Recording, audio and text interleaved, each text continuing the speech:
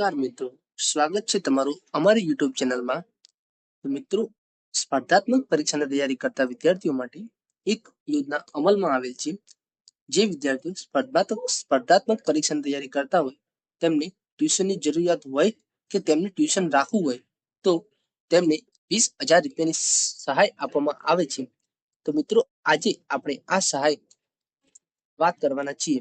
તો મિત્રો, વિડીયો શરૂ કરતા પહેલા જો તમે અમારી ચેનલ સબસ્ક્રાઇબ ન કરી હોય તો ચેનલને સબસ્ક્રાઇબ કરી નાખો, વિડીયોને લાઈક કરી નાખો અને તમારા મિત્રો સાથે શેર કરી નાખો. તો મિત્રો, ચાલો આપણે આ યોજના વિશે માહિતી દેખીએ.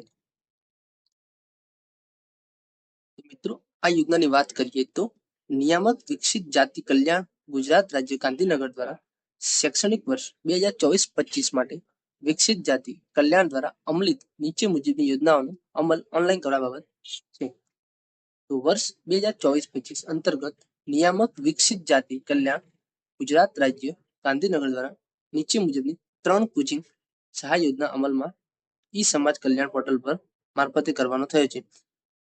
વર્ષ 2024-25 અંતર્ગત વિદ્યાર્થીઓ તાલીમાર્થીઓને નિયમાનુસાર કોચિંગ સહાય યોજનાનો લાભ આપવા ઈ સમાજ કલ્યાણ પોર્ટલ મારફતે ઓનલાઈન અરજીઓ મંગાવવામાં આવી છે. પહેલી યોજનાની વાત કરીએ તો સ્પર્ધાત્મક પરીક્ષા વર્ગ 1, 2 અને 3ની પૂર્વ તૈયારી માટે તાલીમ લેનાર સામાજિક અને શૈક્ષણિક રીતે પછાત વર્ગના તાલીમાર્થીઓને ખાસ પ્રોત્સાહન સહાયની રકમ છે ₹20,000 અથવા ખરેખર ચૂકવવાની થતી ફી એ બે પૈકી જે ઓછું હોય તે. તો બીજી વાત કરીએ તો સામાજિક અને શૈક્ષણિક રીતે પછાત વર્ગના વિદ્યાર્થીઓ અને વિદ્યાર્થીનીઓ તથા આર્થિક રીતે પછાત વર્ગની વિદ્યાર્થીનીઓને નીટ, GEE, ગુજકેટ જેવી પરીક્ષાની પૂર્વ તૈયારી માટે કોચિંગ સહાય યોજના સહાયની રકમ છે ₹20,000 અથવા ખરેખર ચૂકવવાની થતી ફી એ બે પૈકી જે ઓછું હોય તે.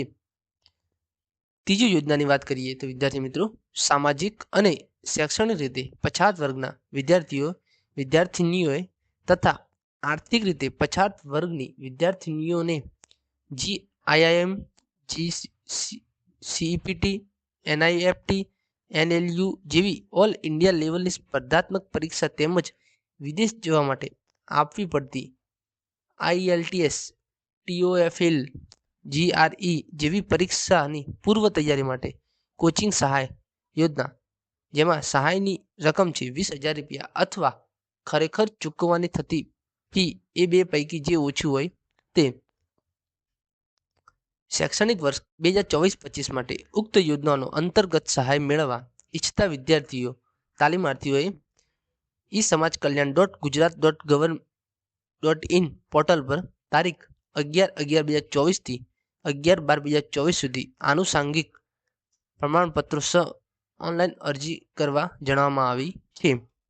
પોર્ટલ પર અરજી કર્યા બાદ તેની નકલ સાથે ઓનલાઈન અપલોડ કરેલ તમામ ડોક્યુમેન્ટ્સની નકલ બિડાણ કરી વિદ્યાર્થી જે સંસ્થામાં તાલીમ મેળવતા હોય તે જિલ્લામાં આવેલ જિલ્લા નાયબ નિયામકશ્રી, જિલ્લા સમાજ કલ્યાણ અધિકારીશ્રીની કચેરી 30/12/2024 સુધીમાં જમા કરાવવાની રહેશે. તો વિદ્યાર્થી મિત્રો, તમે જ્યારે ફોર્મ ભરો છો ત્યારે જ ફોર્મ ભરીને તેની બધા ડોક્યુમેન્ટની નકલ જોડીને તમે તમારી જે જિલ્લામાં તમે કોચિંગ કરી રહ્યા છો તે જિલ્લાના નિયામકશ્રીને એની કોપી જમા કરાવવાની રહેશે.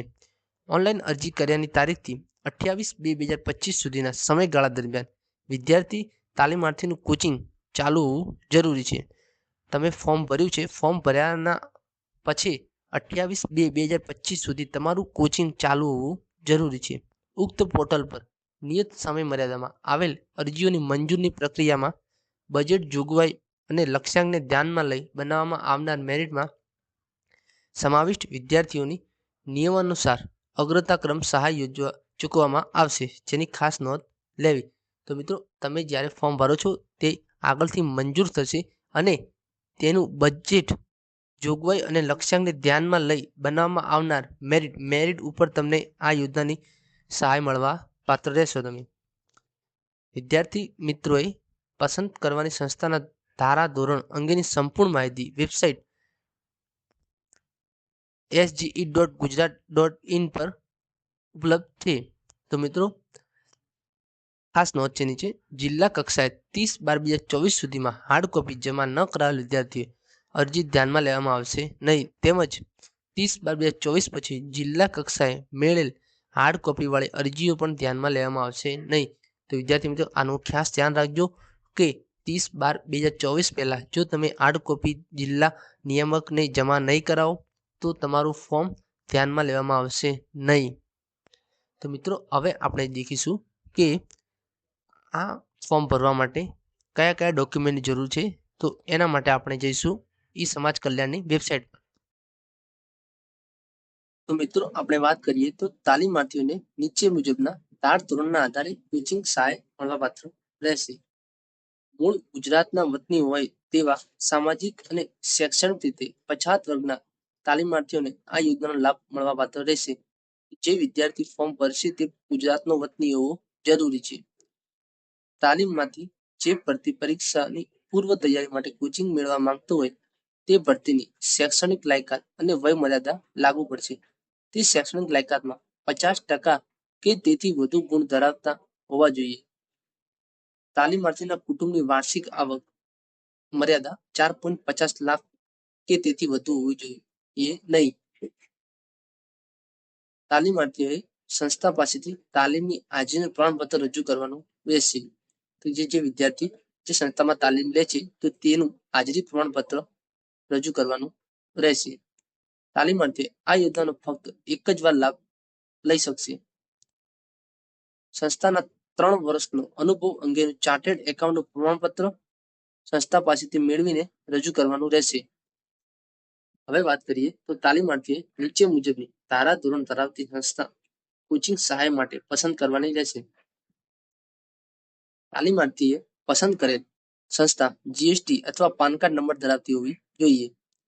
તાલીમ આપતી સંસ્થા મુંબઈ જાહેર ટ્રસ્ટ અધિનિયમ 1950, કંપની અધિનિયમ 1956, શોપ એન્ડ એસ્ટિમેશન એક્ટ 1948, દુકાનો અને સંસ્થાઓનો અધિનિયમ 1948 પૈકી કોઈ પણ અધિનિયમ હેઠળ નોંધણી થયેલી હોવી જોઈએ. સંસ્થા ઓછામાં ઓછા 3 વર્ષનો અનુભવ ધરાવતી હોવી જોઈએ. સંસ્થા અને અન્ય સરકારી ધારા ધોરણોનું પાલન કરતી હોવી જોઈએ. તો આ હતા એના કોચિંગ પસંદ કરવાની ધારા ધોરણ નિયમો.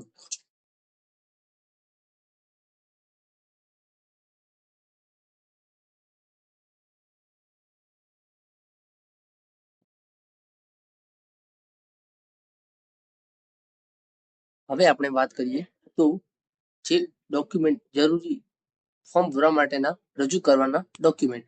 તો પહેલું છે વિદ્યાર્થીનું આધાર કાર્ડ, બીજું છે અરજદારની જાતિ અને પેટા જાતિનો દાખલો, ત્રીજું છે ધોરણ 10, 12 અને સ્નાતક પાસ કરેલી છેલ્લી માર્કશીટ જેમાં ટકાવારીની ગણતરી કરી શકાય તેવા પ્રમાણપત્રો, બીજું છે રહેઠાણનો પુરાવો. રહેઠાણના પુરાવામાં તમે વીજળી બિલ, લાયસન્સ, ભાડા કરાર, ચૂંટણી કાર્ડ, રેશન કાર્ડ પૈકી કોઈ પણ એક આપી શકો છો. પછી છે આવકનો દાખલો, બેંક પાસબુકની પ્રથમ પાનાની નકલ અથવા તમે રદ કરેલો ચેક પણ.